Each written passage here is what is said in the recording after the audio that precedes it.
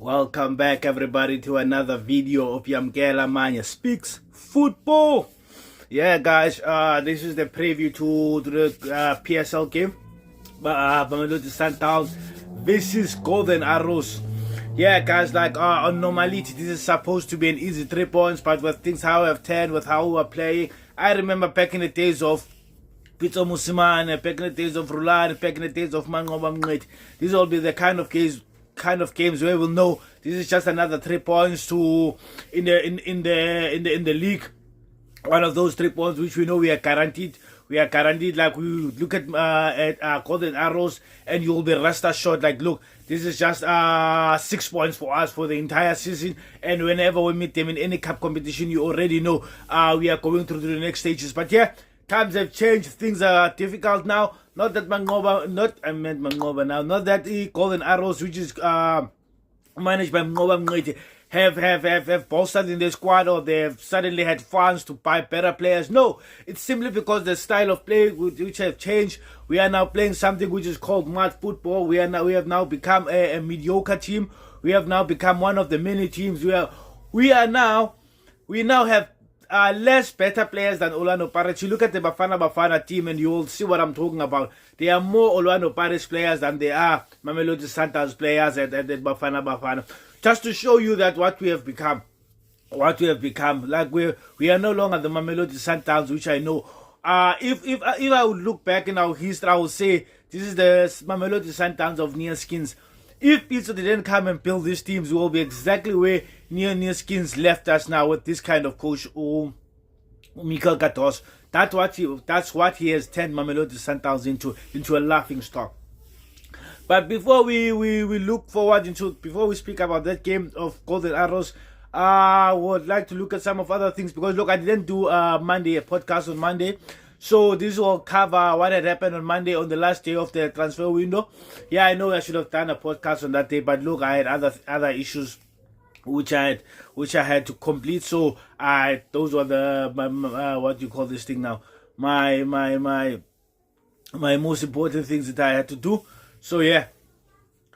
So we look into, first and foremost, there was a draw on Monday, a Carling knockout draw, which used to be called the Telkom knockout, but in South Africa, due to sponsors, we call competition by the sponsors, which I have no problem with it. Don't want to lie.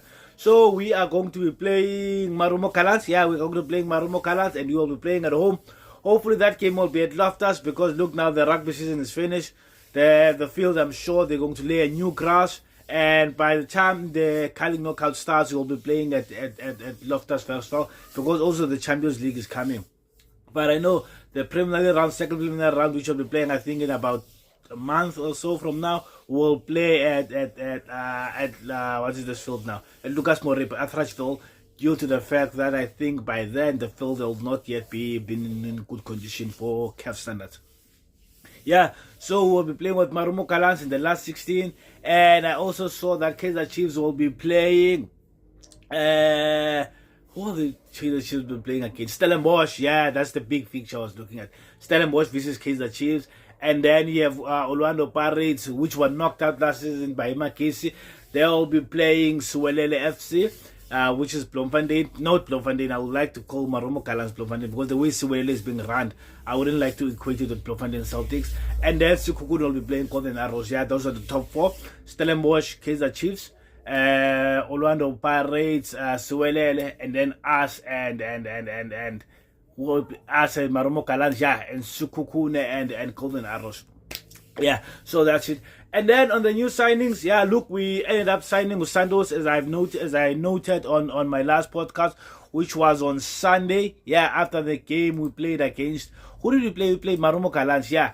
So as I've noted, and then there was another new signing which came by also from Portugal, but this guy didn't have a club. Miguel Recinho. Looks like Mikel Gatos is bringing all his countrymen. Do you want a gig?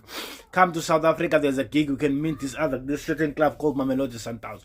You get one contract. You gotta get a contract. You gotta get a contract. You gotta get a contract. As long as you are from South America or from Portugal. It looks that's how it's going with this guy, Mikel Gatos. But if you are black, if you are from Africa, forget my friend. You're not getting any contract from Mikel Gatos and his friend Flambeck. Yeah, so that's how our things are going currently. So we signed these two number 10s, Uresinho and Nuno Santos. Hopefully, man, they become Ribeiro, even better than Ribeiro. I hope. And it's going to be hard for them to be noticed because, look, the Club World Cup is coming again in another 4 years. I think it's going to take 4 years. So by the time the Club World Cup come, I think we will have exhausted their potential. Their peak will have went up and down. So it's going to be a great deal for us. These guys won't then turn into another, what do you call this thing? Another Ribeiro, where you will just feel like, I'm better now. Some teams are wanting me, so let me release myself. Something I've never seen before, but I wish this guy Ribeiro showed us that it does happen. And then you look at the situation of Jordi Ashen. Guys, I said Jordi Ashen was a Mamelodi Sundowns player. I even posted him in one of my podcasts, saying this guy we have signed, he's going to be playing for Mamelodi Sundowns. Breaking news from Umazol, Chemu left. I think it was yesterday. No, yeah, it was yesterday. Breaking news from him. Let me read this beat for you guys. Jordi Ashen rejected move to Chlorocop last night, having had a change of heart ahead of the World Cup. What? So this guy thinks that if he plays for another club, let's say he plays for Mamelodi Sundowns, or he stays there by Cape Town City, because look, by Cape Town City, I don't think he's going to get any chance to play the World Cup. He believes that if he plays for another club, he will be called by the Bafana coach too for the World Cup. Can you believe that all these players which are not part of the setup for us qualifying for the World Cup suddenly now have this belief that they will be picked ahead of the players which made us qualify for the World Cup? It will be unfair to the players. Imagine if Bafana now suddenly decides to choose players which are not part of the qualifying round to go to the World Cup. It will be impossible. It will be unfair to the players who helped us qualify. Which is sometimes, yeah, you can blame the coaches like Michael Katoso with Umvala not picking him anymore. I don't know what's the reason for that. Yeah, you can blame, but there are some players which you must feel for, like the likes of Pasadine, the likes of Mochiba, Motau, Umvala, Kekane. Those were the players which helped us. These are the players which were there from the beginning to help us qualify. Suddenly, if we're gonna turn our backs on them now for players which we don't know where they're coming from, it will be unfair. Okay, for me personally, I'm getting it will be unfair. But I don't know how Matara thinks. But I know Matara likes his players. He likes his core of his players. So I don't know what's gonna happen. But this guy, Jordi Ashen, has stated that due to the World Cup coming, doesn't want to play for Mamelodi Sundowns. Maybe he believes that he has a shout out. Maybe he believes that he could be picked for Bafana. I don't know. It's all up. It's all up on Umatala on that story. So I don't know what's gonna happen with that. And then so that's the things I just wanted you guys to catch up on. And also on the issue of Bafana playing against Zimbabwe. The game is no longer going to Zimbabwe, as we were noted by South African journalists. It turns out the game will be played at Durban, and it has been finalized. So see you guys at the 6th of October. I think it will be the 6th of October, if not the 11th of October. But the game will be playing at 3 o'clock, which is a bad time. But it's Zimbabwe who chooses the time because it will be their home game. Yeah, so we now focus on Marumo Gallants. Marumo Gallants. I meant Golden Arrows. Yeah, guys, like as I've noted before, this was supposed to be a 3-point for us, but I'm not sure anymore. I can't be rest assured that this is a 3-point game. I don't know. We'll see, but my belief says that it will be a 3-point game, and hopefully it does become a 3-point game for us. We pick up 3 points and we go sit number 1 on the log.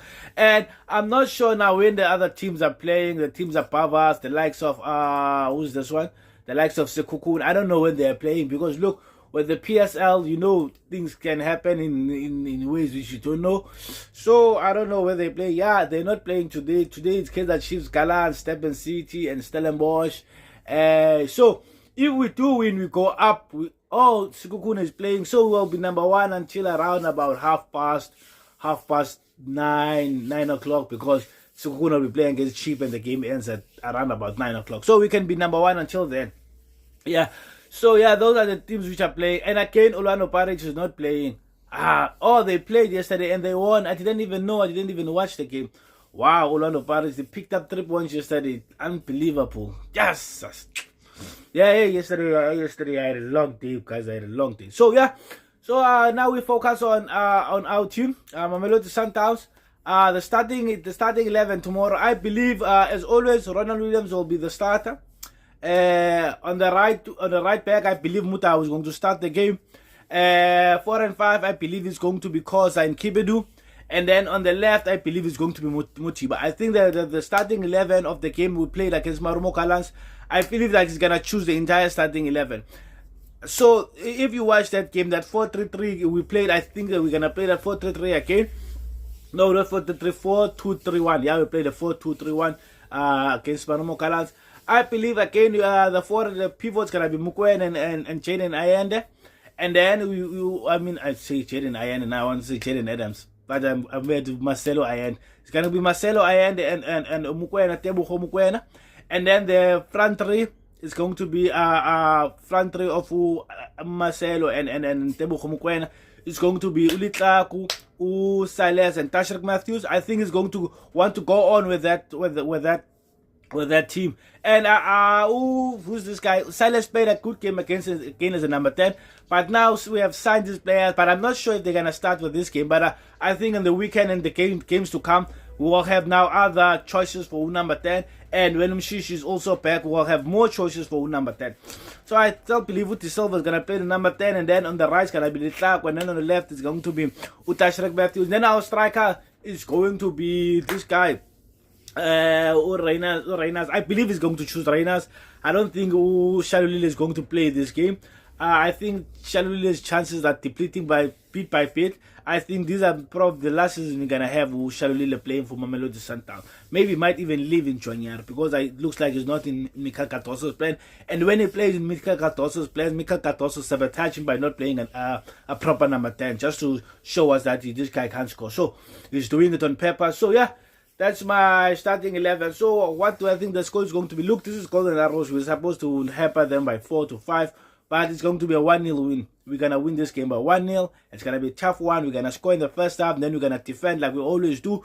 Yeah, guys. Love and leave you. Don't forget to like, subscribe, hit the notification button to be notified once a new video has been uploaded.